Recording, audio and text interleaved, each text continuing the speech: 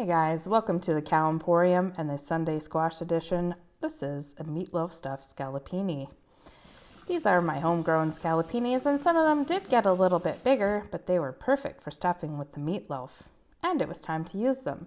For my meatloaf recipe, I like to put in 1 egg, some onion, garlic, that's a half a cup of milk, 1 tablespoon of Worcestershire, some Tabasco. It's not quite 1 pound of ground beef. That is 3/4 cup of panko, dried oregano, dried basil, red pepper flakes, and salt and pepper. Feel free to use whatever meatloaf recipe that you guys like. Maybe you have your favorite you could tell me about. I do preheat the oven to 375 degrees Fahrenheit, and I aligned my cookie sheet with tin foil because I don't like washing. Hey guys, check out this little tiny garlic. Once I got it peeled, it's adorable, and I didn't want to get rid of anything, so of course I kept it, and I'm so happy now that I'm using it. I have a few more this size, and quite a few more bigger. I used my Tupperware chopper to finely chop the onion, because these meatloafs are so small in the squash, I wanted just nicely diced onion. Now you gotta open up your scallopinis, of course, and take out the pulp. I want you to listen. Something weird happens.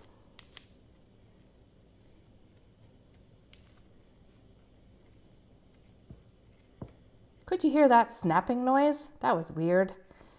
The orange squashes did that. Now I've got them all so nicely arranged on the baking sheet, I sprinkled each one inside with salt and pepper. That extra layer of flavor never hurts anything. To my ground beef, I added all my spices.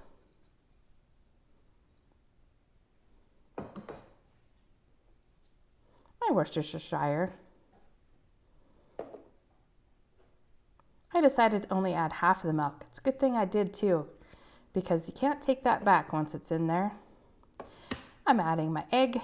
That's blue egg is from one of my beautiful heritage birds, Maricunas. Always good to put it into a separate container just in case. And then I only added about half the onion. Once I chopped it up, it chopped up to quite a bit onion. And I thought for 1 pound of hamburger, what I put in there was about half a cup, which I thought would be perfect. I stuffed those squash, and I was amazed that I figured it out perfectly. For the amount of squash I had, I didn't have any leftover meatloaf filling. Into the oven. Set my timer for 25 minutes. In the meantime, I make up my sauce, which is pretty easy. To my next batch of Worcestershire, I put in some brown sugar and ketchup, and then I just mixed it all together.